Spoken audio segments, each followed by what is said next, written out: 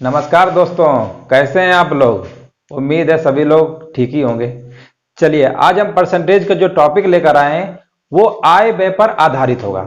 इसका जितना भी हम कंटेंट आज कराएंगे वो पूरा टोटली डिपेंड होगा आय व्यय पर आधारित कि एक व्यक्ति इतने रुपए कमाता है, इतने रुपए खर्च करता है और इतनी बचत होती है, फिर आय बढ़ गई, बचत बढ़ गई, खर्च बताइए कितना परिवर्तन हुआ। इस टाइप के जितने भी सवाल परीक्षाओं में आते हैं वो सारे सवाल आज हम पूरे कराएंगे। चलिए देखते हैं। देखिए सवाल नंबर पहला लिखा हुआ है, अरविंद अपनी आय का 75% खर्च करता है और शेष बचा लेता है। उसकी आय में 20% की वृद्धि हो जाने पर वह अपने खर्च में 10% की वृद्धि कर देता है। तदनुसार उसकी बचत में कितने प्रतिशत की वृद्धि हो जाएगी। अब देखिए आय दिया हुआ है, आय तो हमको पता नहीं है, आय का 75% खर्च करता है। तो देखिए आय बराबर हम लोगों ने पढ़ा हुआ है, आय बराबर हमारा क्या होता है, बचत प्लस खर्च होता है। यानी एक अगर इंसान कोई पैसा अगर कमाता है तो जितना मान लीजिए खर्च किया और जितना बचाया, अगर इन दोनों को जोड़ दें तो टोटल हमारी क्या होती है, इनकम होती है। इतना तो सभी लोग जानते ही होंगे। आय बराबर क्या होता है, बचत प्लस खर्च। अब देखिए 75% खर्च करता है, हमने मान लिया उसकी आय 100 रुपया है। 100 रुपए में से उसने 75% खर्च कर डाला, यानी अगर 75 रुपए खर्च किया होगा तो बचत कितनी हुई होगी, 25 रुपए। ये चीज बताओ किसको समझ में नहीं आया। क्वेश्चन में बोला हुआ है अरविंद अपनी आय का 75% खर्च करता है, हमने मान लिया उसकी आय 100 रुपया है। 100 रुपए में 75 खर्च किया, बचत कितनी होगी, 25 होगी। आय में से खर्च अगर माइनस कर देंगे तो हमारा क्या आएगा, बचत आएगा। यहां तो सभी क्लियर होगा ना।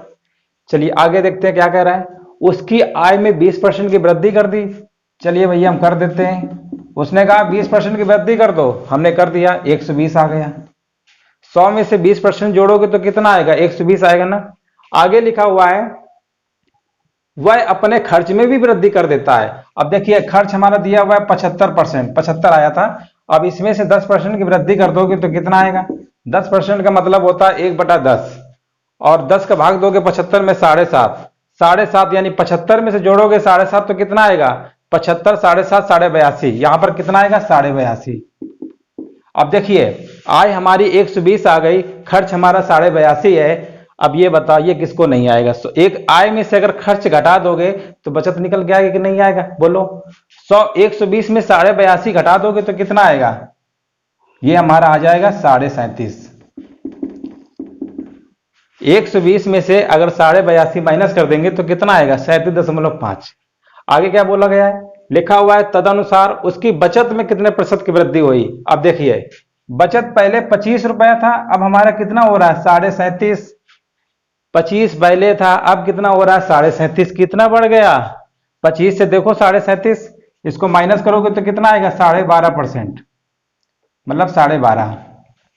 25 से 37.5 हमारा कितना ज्यादा है, 12.5 ज्यादा है, 12.5।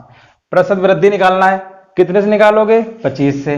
परसेंट में पूछा गया, परसेंट पूछेगा तो 100 से मल्टीप्लाई करते हैं, 25 से कम 25, 25 चौको 100, और 12.5 इंटू 4 करोगे तो कितना आएगा, 50%।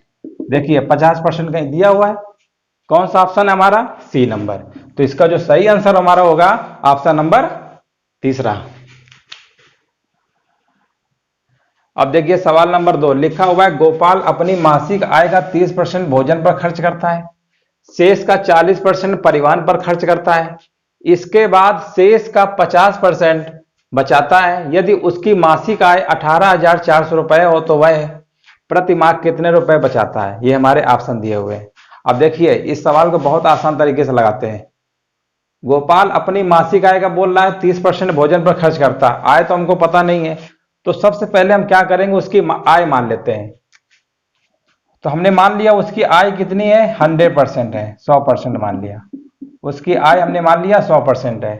गोपाल अपनी मासिक आय का 30% भोजन पर। अब देखिए 100 में से 30% तुम मान लो खर्च कर डालोगे भोजन पे, ठीक है, खाना पीना तो वैसे भी खाना पड़ता है। 30% तुमने अगर खर्च कर डाला तो कितना बचा, 70% बचा। आगे बोल रहा है शेष का 40% परिवहन पर।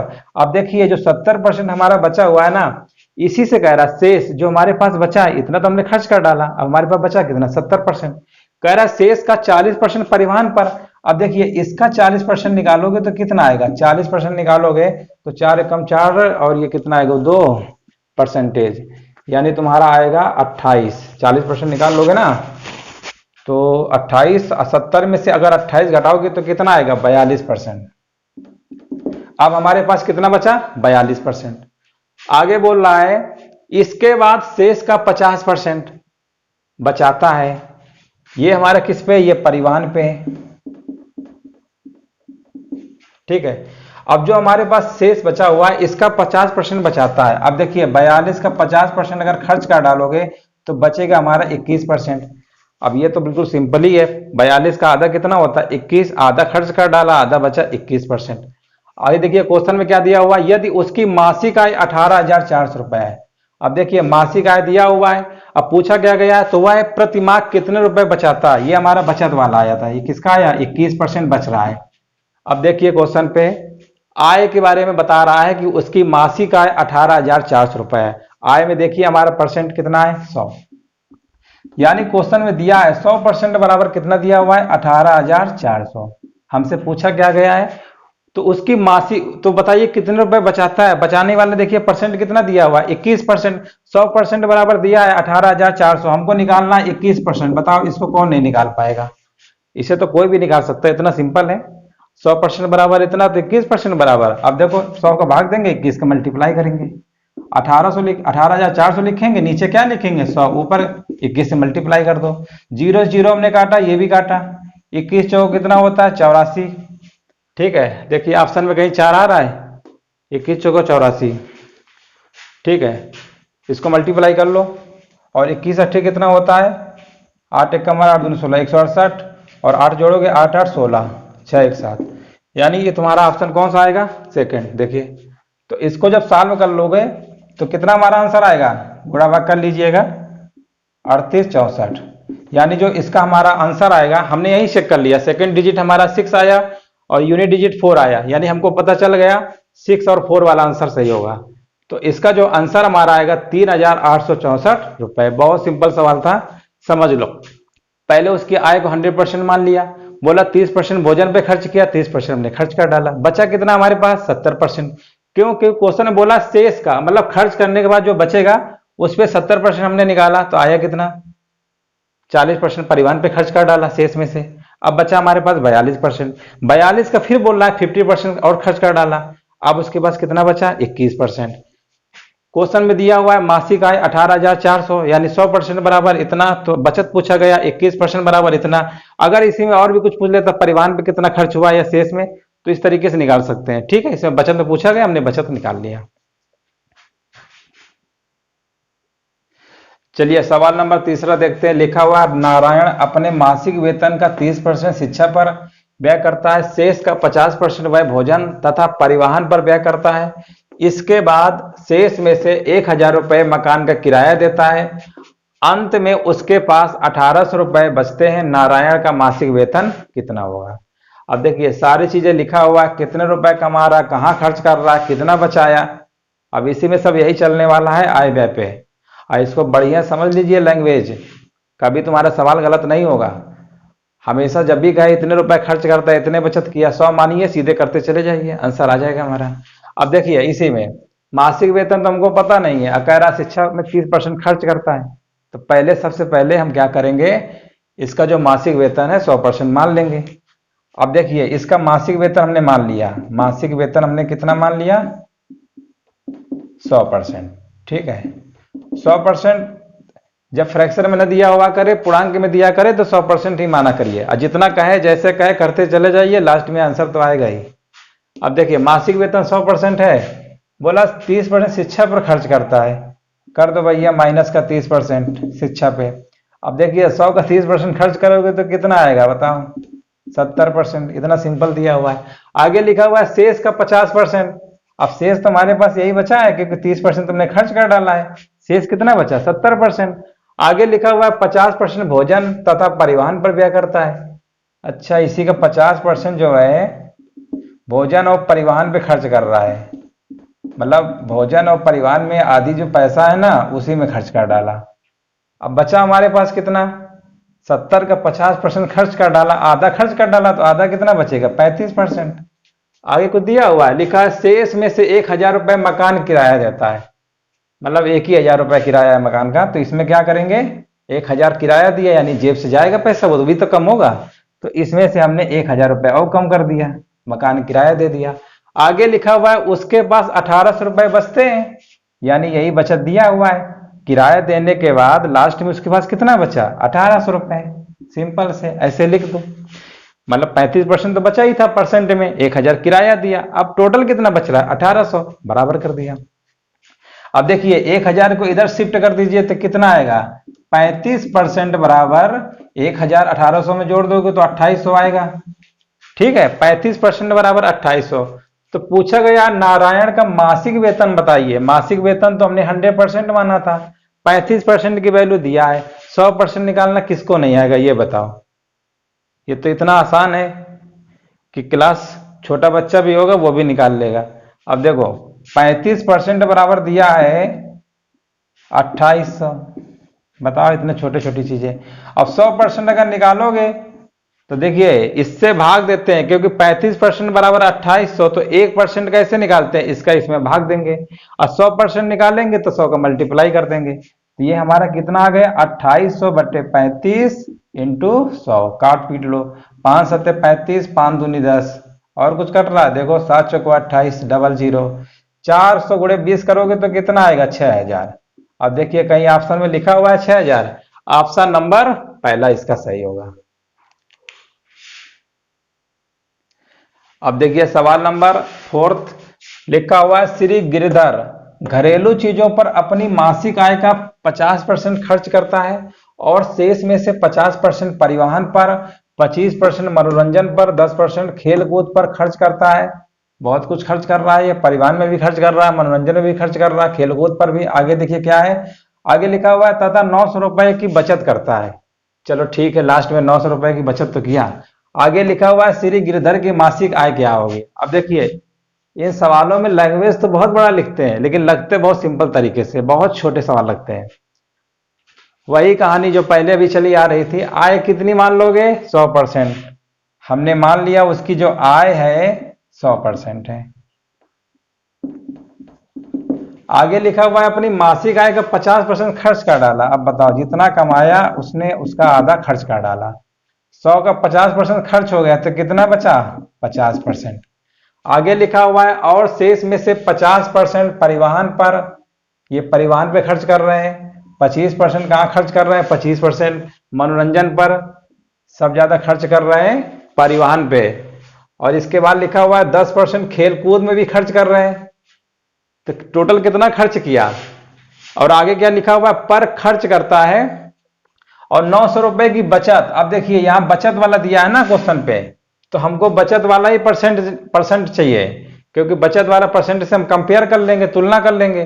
तो यहां पर बचत दिया है ना, तो ऐसा करते हैं, यहां पर देखो 50% अगर खर्च किया, यहां पर 25, यहां तो 50 25 75 हो गया, और 10% खेलकूद पर यानी 85% खर्च कर डाला।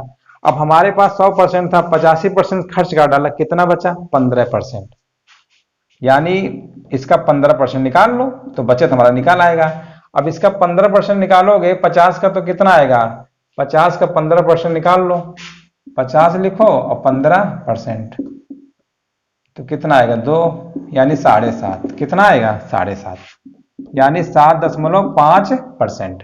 आगे लिखा हुआ है, अब देखिए ये बचत आया, ये कितना आया? बचत, ये हमारी बचत है,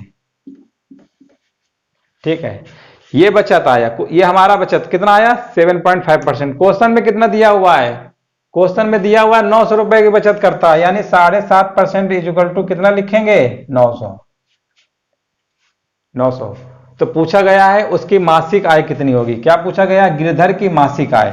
अब देखिए 7.5% की वैल्यू हमको पता है 900 है, तो क्या 100% नहीं निकाल पाओगे?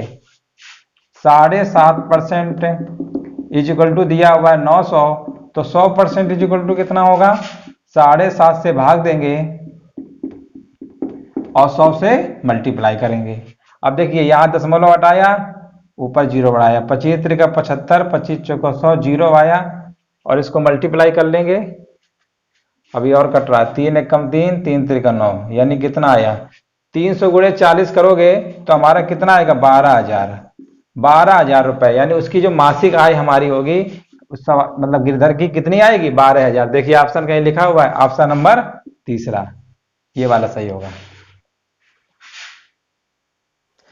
देखिए सवाल नंबर 5 लिखा हुआ है एक्स तथा वाई के वेतन का योग 2,000 रुपए है। एक्स अपने वेतन का 95% तथा वाई अपने वेतन का 85% खर्च करता है। यदि उनकी बचत समान है तो वाई का वेतन कितना होगा। अब देखिए इसमें एक बहुत स्पेशल पॉइंट हमको दिखा, यदि उनकी बचत क्या है समान है, और यहां किसकी बात कर रहा है, एक्स अपने वेतन का 95% और वाई अपने वेतन का 85% खर्च करता है। और यहां पर कंडीशन दे रहा है यदि उनकी बचत समान है, तो बचत समान है तो बचत को लेके चलेंगे। तो खर्च हमारा अगर 95% है तो वाई हमारा कितना दिया हुआ है 85%। तो देखिए बचत कितनी होगी, अगर एक्स अपने वेतन का 95% अगर खर्च करता होगा तो उसकी बचत कितनी होगी 15% होगी कि नहीं होगी बोलो। और यही दिया हुआ है वाई, वाई हमारा कितना है 95% खर्च करता है, 5% आएगा। 100 में से 95 खर्च कर डाला तो कितना बचेगा 5%। वाई अपने वेतन का 85% खर्च करता है तो कितनी बचत होगी, 100 में से 85 अगर खर्च कर डाला तो 15% की बचत। परसेंट से परसेंटेज कट गया, 5 एकम 5, 5 त्रिका 15। यानी जो एक्स और वाई का रेशियो हमारा आएगा वो 3/1 यानी 3:1 का आ गया। योग दिया हुआ है, इनका योग कितना दिया हुआ है क्वेश्चन में 2,000 रुपए।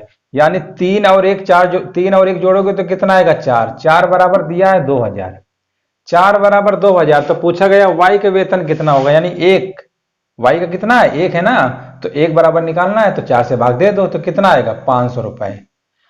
अगर ये पूछ लेता एक्स का वेतन कितना होगा तो एक्स से कितना आएगा 3 बराबर निकालते, 1 बराबर 500, 3 बराबर 1500। अगर एक्स का पूछता तो कितना आता 1500 आता, वाई का आएगा 500। टोटल देखिए 2,000 है क्या, बिल्कुल है। इसका मतलब सवाल बिल्कुल सही लिखा हुआ है, यानी इसका जो आंसर हमारा आएगा 500 रुपए, ऑप्शन नंबर तीसरा। चलिए सवाल नंबर 6 देखते हैं। लिखा हुआ है एक व्यक्ति अपनी आय का 1/4 भाग खाने पर, 2/3 भाग घर के किराए पर और शेष जो कि 630 रुपए है उसको दूसरी वस्तुओं पर खर्च करता है। उसके घर का हमें किराया बताना है कि किराया कितना है। ठीक है, चलिए देखते हैं। 1/4 भाग कर रहा है खाने पे, 1/4 भाग किस पे खर्च कर रहा है खाने पे। 2/3 भाग किराए पे दे रहा है, घर का किराया, और शेष दिया हुआ है 630 रुपया। ठीक है, दूसरी वस्तुओं पर खर्च करता है, घर किराया पूछा गया। देखिए जब भी कभी इस टाइप का सवाल हो, फ्रैक्शन में दिया हो, इतना बट्टा खाने में, इतने भाग किराए पे या इतने भाग परिवहन में खर्च करता है या कहीं और खर्च करता है, वो तो डिपेंड करेगा सवाल पे कि कहाँ खर्च कर रहा है। तो जब भी कभी इस टाइप का सवाल हो तो जो डिनोमिनेटर होता है ना इनका एलसीएम लेके आय बना लिया करो।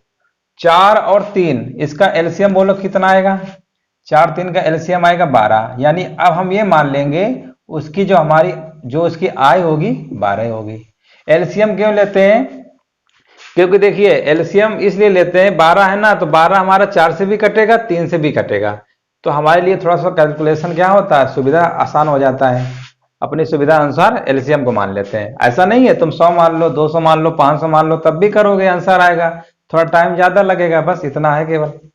अब आय देखिए 12 है, इसका लिखा हुआ है 1/4 भाग खाने पर। अब ये देखिए आय हमारी 12 है, इसका 1/4 कितना होगा 3 होगा। यानी जो खाने पे अगर हम खर्च कर रहे हैं 1/4 निकालोगे 12 के तो कितना आएगा 3, तो 3 हमने मान लो खाने में खर्च कर डाला। ठीक है, आगे लिखा हुआ है 2/3 भाग किराए पे खर्च करते हैं। अब देखिए 12 का 2/3 भाग निकालोगे तो कितना आएगा 3 चौको 12 यानी 4 दूनी 8, यानी किराए पे कितना हम खर्च कर रहे हैं 8 रुपए। 12 रुपए टोटल थे हमारे पास, खाने में 3 रुपए खर्च कर डाला, किराए में को हमने 8 रुपए दे दिया, किराया चलो ज्यादा, खाना कम खा रहे हैं। अब आगे देखो लिखा हुआ है तो उसकी बचत शेष क्या है 630 रुपए। अब ये बताओ 12 में से तो हम 11 रुपए खर्च ही कर डाले, शेष कितना बचेगा हमारा, शेष हमारे पास कितना बचेगा, 12 था, 8 3 11 खर्च कर डाला, यानी कितना बचा, 1। यही तो 1 बराबर दिया है क्वेश्चन में, क्या दिया हुआ है, 1 बराबर दिया हुआ है 630। तो क्वेश्चन में क्या पूछा गया है, तो बताइए उसके घर का किराया कितना हो। किराया वाला देखिए ये लिखा हुआ है 8। अगर खाने पे पूछता तो 3 का मल्टीप्लाई कर देंगे, 1 बराबर इतना तो 3 बराबर 3 का मल्टीप्लाई कर देंगे। किराया पूछा है 1 बराबर 630, तो 8 बराबर 630 में से 8 का मल्टीप्लाई कर देंगे, 8 शून्य शून्य, 8 त्रिका 24, 8 छंग 48, 48 तो कितना होता है 50। यानी जो इसका किराया पर जो खर्च होगा, घर का किराया कितना है 5040। ऑप्शन नंबर पहला, इसका जो ऑप्शन सही होगा फर्स्ट वाला। अब देखिए सवाल नंबर 7, दिया है कि ए की आय का 10% बराबर बी की आय का 15% बराबर सी की आय का 20% है। यदि उनकी आय का कुल योग 7800 रुपए हो तो बी की आय क्या होगी। यानी ए का 10% बराबर बी की आय का 15% बराबर सी की आय का 20%, ये दिया हुआ है। देखिए कैसे करेंगे, क्वेश्चन में गिवन है ए का 10%, ए की आय का, यानी ए की आय का 10% बराबर बी की आय का 15%, आगे लिखा हुआ है सी की आय का 20%। अब देखिए ए बी सी के अगर हमें वैल्यू निकालना है, रेशियो में कितना आएगा, तो एक चीज तो दिमाग में बसा लो कि ये ऊपर नंबर नहीं होना चाहिए। देखो एग्जाम्पल बता दे रहे हैं, अगर मान लो ऐसे लिखा हो, अभी जब रेशियो पढ़ाएंगे ना तो और अच्छे से क्लियर होगा। अगर ऐसे लिखा हो a/3 बराबर b/4 बराबर c/5, तो ये a की वैल्यू होती है, a की वैल्यू कितनी है रेशियो में 3, b की वैल्यू कितनी है 4, c की वैल्यू क्या होती है 5। ठीक है, तो इस तरीके से ए बी सी की वैल्यू हम निकाल लेते हैं। लेकिन इसने क्या किया, ऊपर लिखा 10%, 15%, 20%, तो इसको नीचे लाने के लिए क्या करेंगे, इन 10 15 20 का जो एलसीएम होगा उससे सभी में से डिवाइड कर देंगे। डिवाइड इसलिए करेंगे, एलसीएम होगा तो ये कट जाएगा, तो ऊपर वाला संख्या जो लिखी है नंबर वो खत्म हो जाएगा, नीचे वाला नंबर बचेगा हमारा। तो चलिए 10 15 20 का एलसीएम बोलो कितना आएगा, इसका एलसीएम आएगा 60%, यानी इसमें भी 60% से डिवाइड कर दो, इसमें भी कर दो 60% से, और इसमें भी कर दो 60% से। काटो, 10 से कम 10, 10 छक्का 60, 15 कम 15, 15 चौका 60, 20 से कम 20, 20 त्रिका 60। यानी इसको हम लिख सकते हैं a/6 बराबर b/4 बराबर c/3।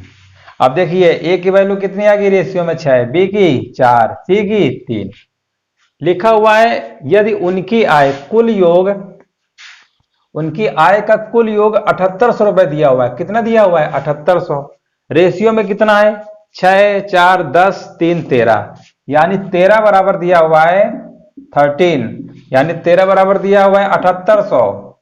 अब किसी ने किसी का तो पूछा होगा, या तो ए का पूछा होगा तो बी या सी का। अब किसका पूछा है, बी का पूछा है। देखिए बी का कितना है 4, 13 बराबर 7800, तो 1 बराबर निकालोगे तो 600 आएगा, हमें निकालना है 4 बराबर कितना होगा 2400। बताओ कितना सिंपल क्वेश्चन था। तो इसका जो हमारा आंसर सही होगा 2400, ऑप्शन नंबर तीसरा। इस तरीके से लगाना था। सबसे पहले एबीसी का रेशियो निकाल लेंगे, टोटल दिया हुआ है 7800, 1 बराबर इतना तो 4 बराबर। अगर ये सी का पूछ लेता तो 3 बराबर कितना आता 1800, ए का पूछ लेता तो ए का 3600, इन तीनों का योगफल भी पूछ लेता, कुछ भी पूछ सकता है, तीनों को जोड़ोगे तो 7800 तो आएगा ही, देख लो चेक कर लो। चलिए सवाल नंबर 8वां देखते हैं। लिखा हुआ रमा के व्यय तथा बचत में 5:3 का अनुपात है। यदि उसकी आय में 12% तथा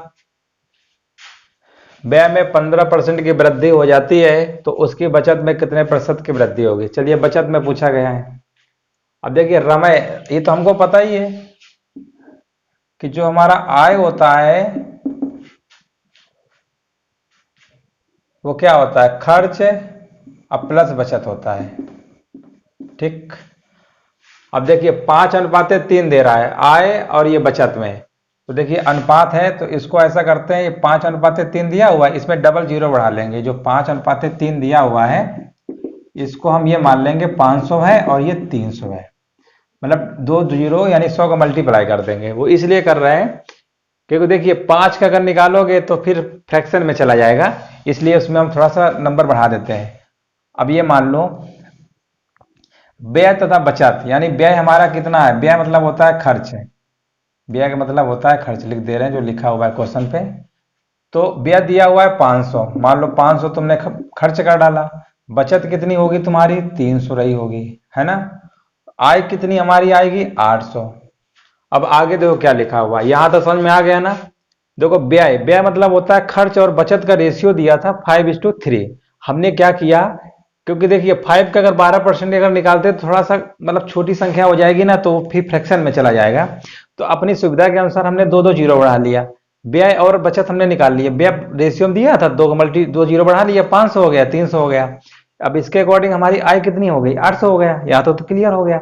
अब आगे देखो लिखा हुआ है आय में 12% की वृद्धि कर दी गई। अब इसका देखिए 12% बढ़ा लो, कितना आएगा, तो 12% यानी 12×96, तो टोटल कितना आ गया, 896 रुपए हो गया। आगे लिखा हुआ है तथा व्यय में 15% की वृद्धि कर दी। अब इसमें देखिए खर्च जो दिया था इसमें 15% तुमने और बढ़ा दिया, तो 15% से कितना होता है, 75। 500 में जोड़ोगे तो कितना आएगा, 575 आ गया। अब देखिए ये इतना आ गया, तो मतलब बचत कितनी होगी, तो बचत घटा लो। आय में से अगर हम खर्च घटा देंगे तो क्या निकल के आता है, बचत। 6 में से 5 घटाओगे तो 1 आएगा, और 9 में 7 घटाओगे तो 2 आएगा, और 8 में से 5 घटाओगे तो 3 आएगा। अब ये देखिए बचत पहले 300 थी, अब कितनी हो रही है, 321। क्वेश्चन में क्या बोला गया है, तो उसकी बचत में कितने प्रतिशत की वृद्धि हुई। अब पहले हम 300 रुपए बचा रहे थे, अब बचा रहे हैं 321, यानी ज्यादा बचा रहे हैं। तो कितना बचाया ज्यादा हमने, 21। कहां से, 300 से। परसेंट में निकालना है, 100 से मल्टीप्लाई कर दो, 3 और 3 सत्ते 21, यानी आंसर हमारा कितना आएगा, 7%। 7% देखिए ऑप्शन, ऑप्शन नंबर दूसरा, बी नंबर होगा। चलिए सवाल नंबर 9 बहुत बेहतरीन सवाल है, बहुत इंपॉर्टेंट है। लिखा हुआ है कोई व्यक्ति अपनी आय का 80% खर्च करता है। यदि उसकी आय में 16 सही 2/3% की वृद्धि हो जाती है तथा महंगाई के कारण उसके खर्च में 37 सही 1/2% की वृद्धि हो जाए, तो उस व्यक्ति की वर्तमान प्रतिशत बचत कितनी होगी। अब देखिए ये थोड़ा फ्रैक्शन में दिया हुआ है, 16 से 2/3%, 37 से 1/2%, 100 में से अगर इसको ऐड करोगे तो काफी कॉम्प्लिकेटेड हो जाएगा। तो थोड़ा सा इसमें एक हिट एंड ट्रायल, थोड़ा सा दिमाग का हल्का यूज करना है, और सवाल बहुत आसान तरीके से हमारा ये लग जाएगा। देखो सबसे पहले तो देखो ये फ्रैक्शन याद कर लो इसका। ये लिखा हुआ है 16 से 2/3% दिया हुआ है, इसकी फ्रैक्शन वैल्यू क्या होती है, 16 सही 2/3 फ्रैक्शन, इसकी फ्रैक्शन वैल्यू होती है 1/6। कितनी होती है, 1/6।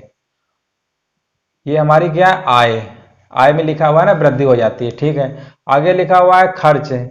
खर्च में कितना है इसका, 37 सही 1/2% बढ़ाना है, तो इसकी फ्रैक्शन वैल्यू हमारी होती है 37 से 1/2, यानी 75/2, यानी 3/8।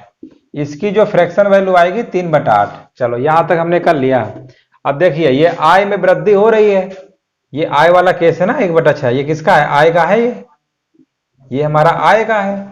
और ये किसका है, ये खर्च का दिया हुआ था, है ना।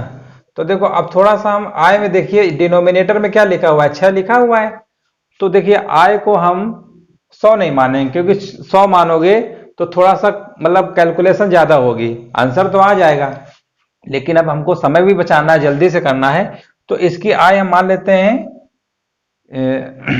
आय बराबर क्या होता है, आय बराबर होता है हमारा खर्च प्लस बचत होता है, ये तो पता ही है। आय बराबर क्या होता है, खर्च और बचत को जोड़ दोगे तो हमारी आय के बराबर होता है।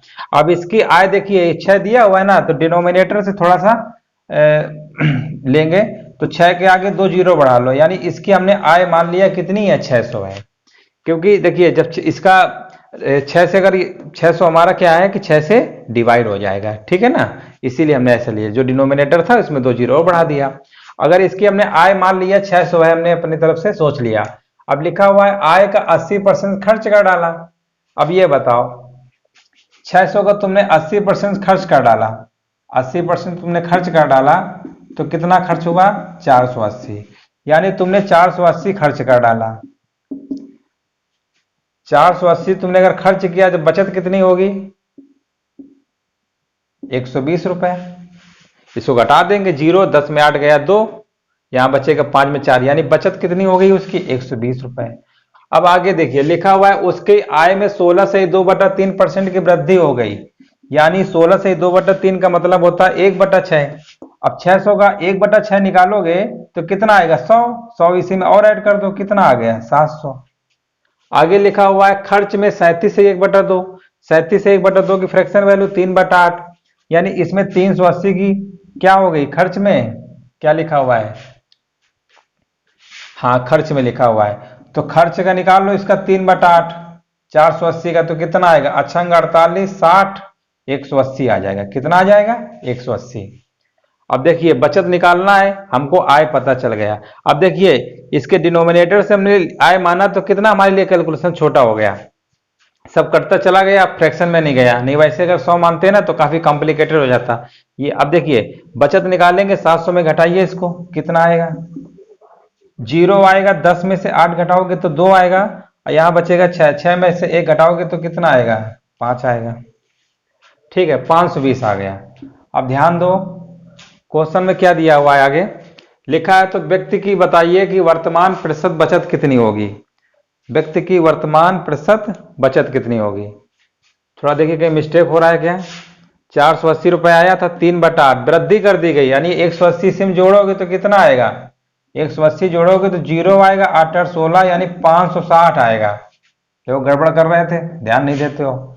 3/8 वृद्धि बोला है ना, इसका जो आया इसमें जोड़ देंगे तो कितना आ जाएगा 560। अब बचत निकालो, आएगा 0, 10 में 6 घटाओगे तो 4 आएगा, और यहां पर 6 में 5 गया तो 1 आएगा, नहीं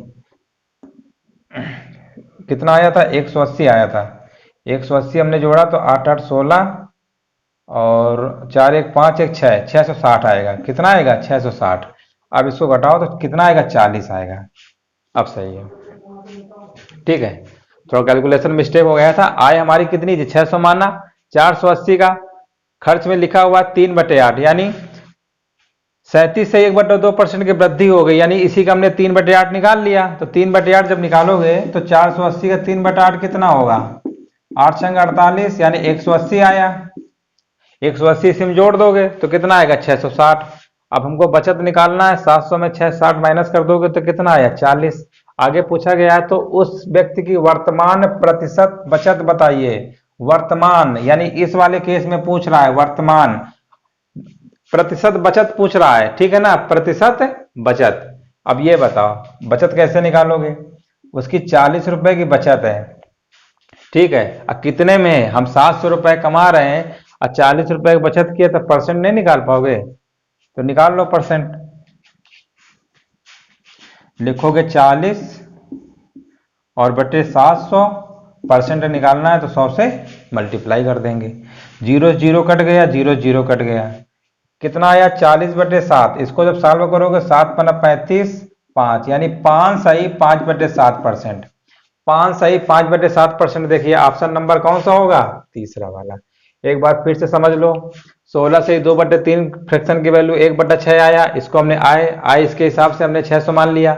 80% खर्च कर डाला है, 600 में 80% खर्च कर डाला 480, तो बचत कितना 120। आगे लिखा हुआ है आय को बढ़ा देता है 16 से 2/3%, यानी 1/6, इसका 1/6 100 होगा, 600 में 100 बढ़ गया 700 हो गया।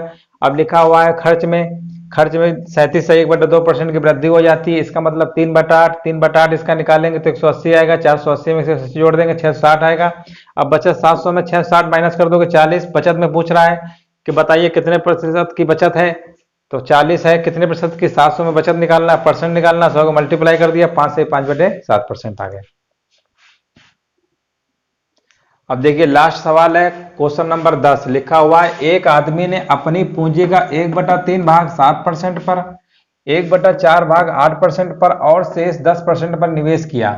यदि उसकी वार्षिक आय 561 रुपए हो तो पूंजी बताइए। अब देखिए जब भी सवाल इस तरीके का हो, बटे में दिया हो 1/3 भाग, 1/5 भाग, 1/6 भाग, जब भी कभी ऐसा अगर केस बनाता है तो हमेशा याद रखिए जो भी इसकी पूंजी मानोगे, जितना भी ये दिया होगा ये फ्रैक्शन में, इनका डिनोमिनेटर का एलसीएम ले लो, वही पूंजी मान लिया करो। अब देखो इसका डिनोमिनेटर कितना है, 1/3 भाग दिया हुआ है और 1/4 है, अब ध्यान दो, इसका एलसीएम निकालोगे तो कितना आएगा, 12 आएगा, ठीक है ना। लेकिन अब इसका देखिए 1/3 निकालोगे, फिर इसके आगे हमको 7% भी निकालना है, संख्या क्योंकि छोटी है। अब 1/3 इसका 4 होगा। अब 4 का तुम जब 7% निकालोगे, मान लो 4 का तुम 7% निकालोगे, तो देखिए थोड़ा सा कॉम्प्लिकेटेड हो रहा है, पॉइंट में चला जाएगा, है ना, डेसिमल में आ जाएगा। तो ऐसा करते हैं, इसमें 2 जीरो और बढ़ा लेते हैं। यानी हमने उसकी मान लिया आय, यानी पूंजी हमारी कितनी है, पूंजी हमने मान लिया 1200 है। आगे लिखा हुआ पूंजी का 1/3 भाग।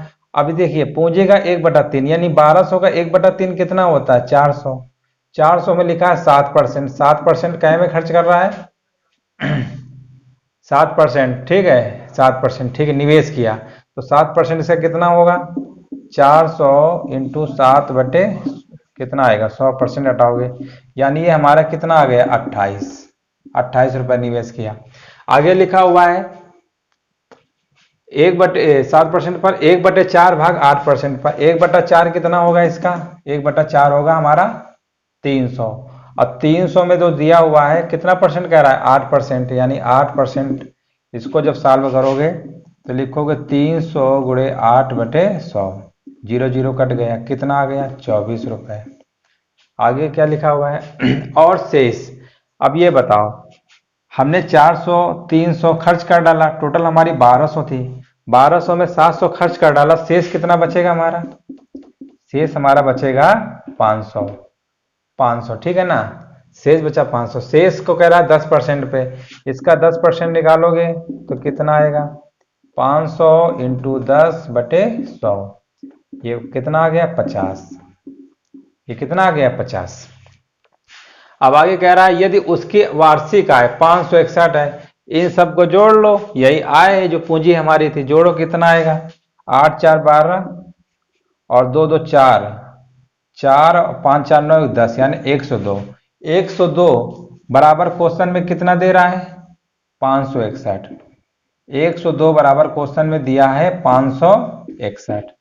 102 बराबर 561, तो पूछा गया है उसकी पूंजी बताइए, क्या पूछा गया, तो उसकी पूंजी बताइए 10%, यदि उसकी अवार्षिक आय, तो 102 बराबर 561, तो वार्षिक आय, हाँ वार्षिक आय हमने पूंजी कितनी मानी थी, 1200, ठीक है ना। 102 बराबर 561, तो पूछा है तो उसकी पूंजी बताइए, पूंजी हमने क्या एज्यूम किया था, 1200, तो 1200 बराबर हमको निकालना है, तो 561 में से 102 को भाग देंगे और 1200 से मल्टीप्लाई कर देंगे।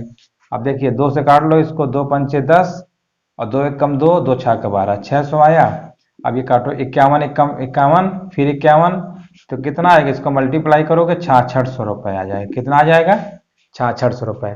अब देखिए 6600 रुपए कौन सा ऑप्शन होगा, सी। तो ठीक है, आज हमने यहीं तक रखा, जितने भी आय व्यय वाले सवाल थे हमने पूरा कंप्लीट करा दिया है। इसके बाद भी अगर कोई सवाल में दिक्कत हो, ना समझ में आया हो, तो कमेंट बॉक्स में जरूर बताइएगा।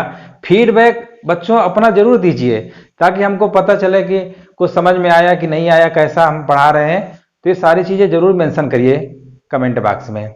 अगर चैनल अगर अच्छा लग रहा हो तो सब्सक्राइब कर दीजिएगा, बाकी नहीं अच्छा लगा हो तो फिर तुम्हारे ऊपर डिपेंड करता है। चलिए धन्यवाद, यहीं तक रखते हैं क्लास।